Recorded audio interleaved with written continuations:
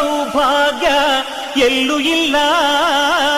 ಈಶ್ವರಿ ತಾಯಿ ಇರೋ ಊರೇ ಇದು.